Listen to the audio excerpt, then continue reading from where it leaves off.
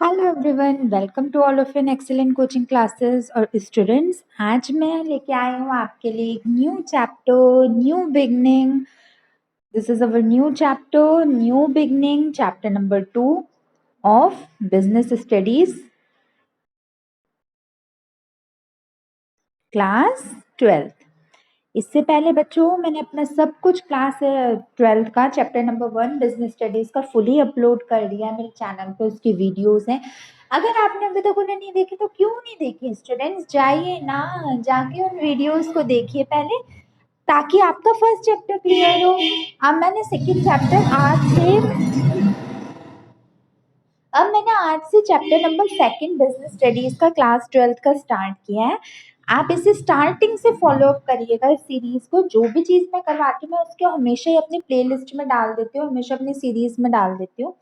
तो आप इसे स्टार्टिंग से कंटिन्यू करिएगा, कंटिन्यू फॉलो कीजिएगा। अगर आप इसकी स्टार्टिंग और बेस देखेंगे तभी आपको इसके आगे का कॉन्सेप्ट समझ आएगा। ठीक है, so why should waste our time, let's proceed with our video. तो बच्चों, ये चैप्टर नंबर हमारा जो सेकंड है वो हमारा टॉपिक है उस पे प्रिंसिपल्स ऑफ मैनेजमेंट। मतलब चैप्टर नंबर 1 आपको पता होगा वो था हमारा nature and purpose of management, और चैप्टर नंबर 2 है हमारा प्रिंसिपल ऑफ मैनेजमेंट।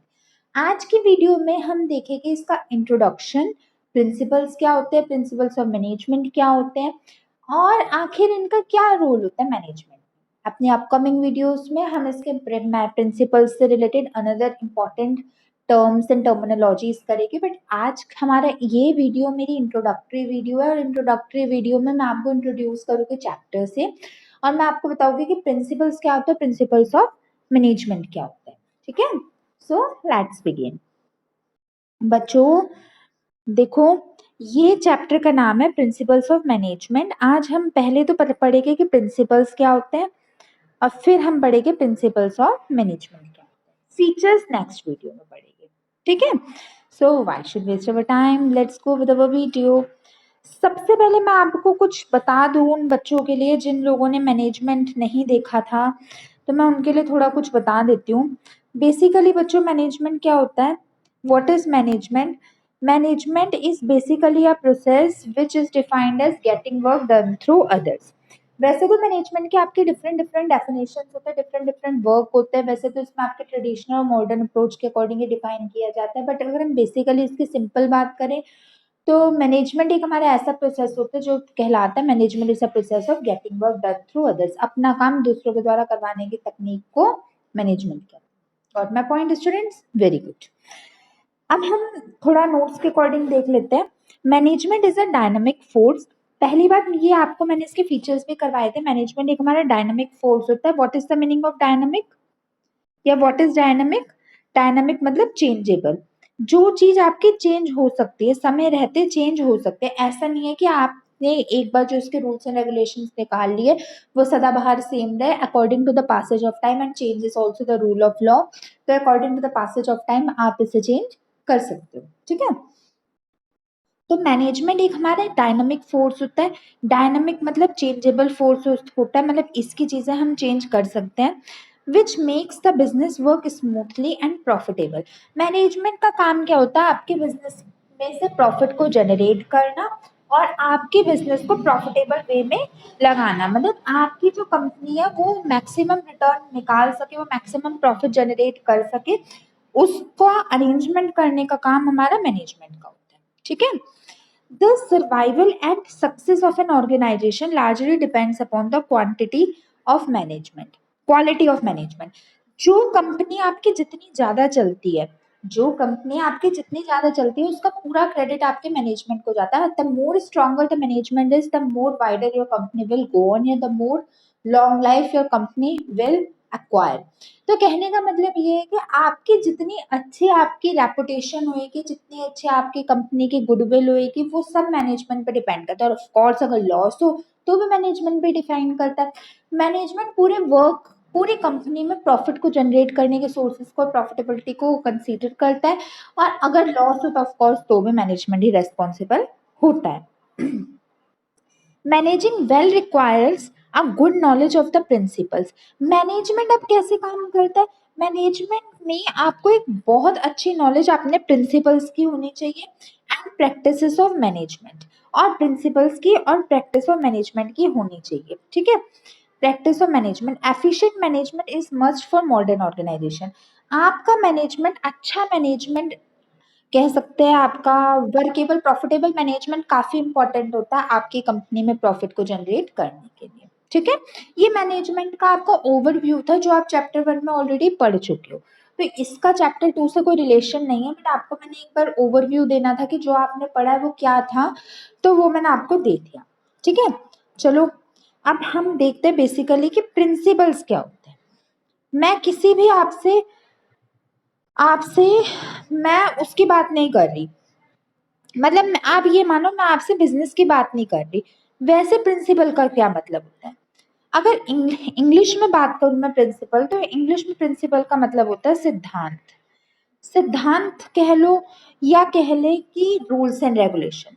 मुझे एक बात बताओ, हम कंपनी वंपनी बिजनेस वगैरह कॉमर्स को छोड़ते हैं, आप मुझे एक बात बताओ, बीइंग अ स्टूडेंट्स आपके भी लाइफ में कुछ रूल्स एंड रेगुलेशंस हो गए, being a part of the family her family के अपने अलग रूल्स एंड रेगुलेशंस होते हैं, being the part of the society her society के अपने रूल्स एंड रेगुलेशन होते हैं, और आप लोगों का मन हो या ना हो आपको उन्हें फॉलो करना पड़ता है।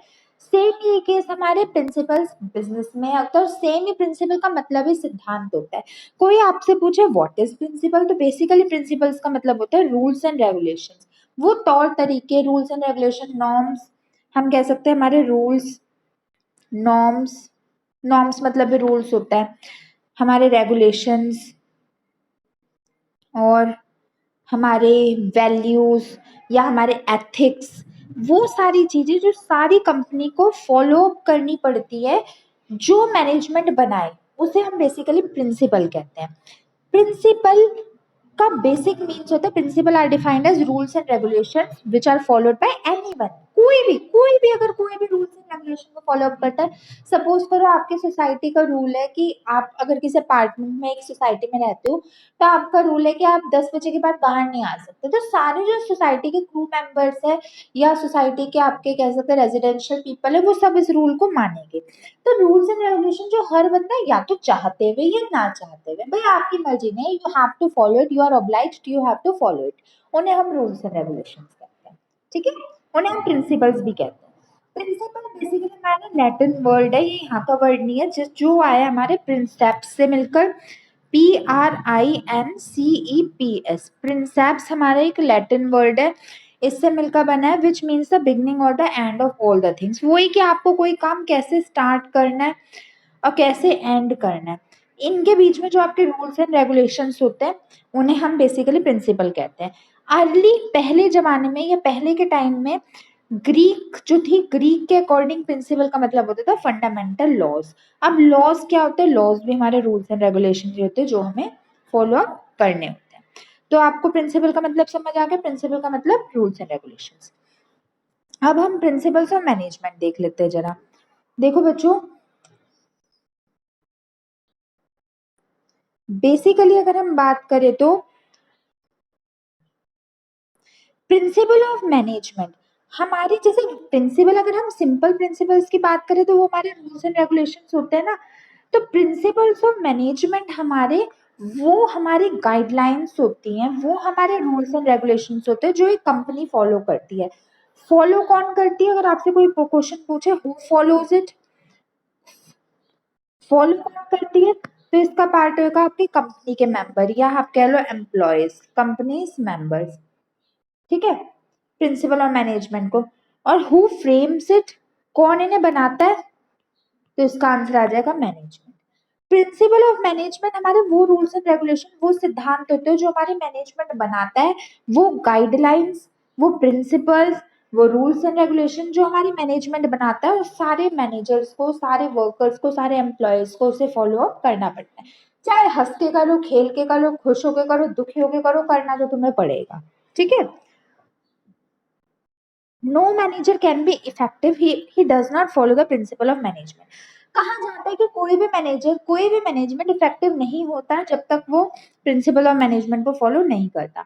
Therefore, managers in all organization, whether big or small business or non-business at all level, top middle report firm must follow the principle of management. चाहे आप टॉप लेवल को बिलोंग करते हो, चाहे बॉटम को, चाहे मिडिल लेवल को, किसी भी लेवल को आप बिलोंग करते हो, चाहे आप बड़ी कंपनी को बिलोंग करते हो, स्मॉल कंपनी को बिलोंग करते हो, आपको अपने प्रिंसिपल ऑफ मैनेजमेंट को फॉलो अप करना ही करना पड़ता है। ठीक है, प्रिंसिपल ऑफ मैनेजमेंट भी हमारे रूल्स एंड रेगुलेशंस होते हैं जो हमारी कंपनी को गाइड करते हैं आगे बढ़ने के लिए, और हर पर्सन को फॉलो अप करना ही पड़ता है, पहली बात।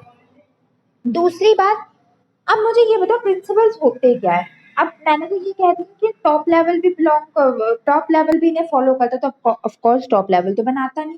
तो मैं आपको बताऊंगी, दो लोग हैं बेसिकली, एक का नाम है हेनरी फ्योर और एक का नाम है टेलर। टेलर और फ्योर, ठीक है, इन दो लोगों ने आपकी बेसिकली प्रिंसिपल्स ऑफ मैनेजमेंट दी है, टेलर और फ्योल। ये लोग क्या क्या होते हैं, इन दोनों के ही प्रिंसिपल, पूरे प्रिंसिपल ऑफ मैनेजमेंट कहलाए जाते हैं, और यही पूरी कंपनी में फॉलो अप होते हैं। अब ये क्या होते हैं, इन्होंने क्या दिया क्या किया, सब मैं अपने अपकमिंग वीडियोस में बताऊंगी। बस आज की वीडियो में मुझे आपको बताना था कि प्रिंसिपल्स क्या होते हैं, प्रिंसिपल्स ऑफ मैनेजमेंट क्या होता है। होपफुली सो आपको समझ आ गया होगा। प्रिंसिपल्स बेसिकली हमारे रूल्स एंड रेगुलेशन है जो कोई भी फॉलो करते हो। प्रिंसिपल ऑफ मैनेजमेंट हमारी वो गाइडलाइंस प्रिंसिपल होती है जो हर कंपनी को फॉलो अप करनी पड़ती है आगे बढ़ने के लिए। कोई भी मैनेजर इफेक्टिव नहीं होता, चाहे वो टॉप लेवल को बिलोंग करे, चाहे मीडियम या बॉटम, हर बंदे को लेवल्स और प्रिंसिपल्स ऑफ मैनेजमेंट को फॉलो अप करने ही करने पड़ते हैं। ठीक है, तो होपफुली सो आपको प्रिंसिपल्स ऑफ मैनेजमेंट समझ आएगा, हो गया, समझ आया होगा बच्चों। अगर फिर भी अगर आपके दिमाग में कोई डाउट हो तो आप मेरे से पूछ लेना कमेंट सेक्शन में लिख के। ओके माय डियर स्टूडेंट्स, फिर मिलते हैं अपने नेक्स्ट वीडियो में। Till then good bye, thank you so much, and do not forget to subscribe my channel as well as press the bell icon in order to never miss any new update. Thank you so much for watching my video students. And एक बात कहते हैं ना, well begun is half done. अगर आपने chapter की starting अच्छे से करी है तो आप आगे का चैप्टर ढंग से कर पाओगे। ऑफ कोर्स ये बहुत बड़ा चैप्टर है, तो स्टार्टिंग से ही लेके चलो, मैं इसकी भी प्लेलिस्ट बना दूंगी। तो जो भी आपको कॉन्सेप्ट अगर आपके छूट जाते हैं तो प्लेलिस्ट में जाके देख लेना। ठीक है स्टूडेंट्स, फिर मिलते हैं अपने नेक्स्ट वीडियो में। Till then good bye, thank you so much, जय माता दी।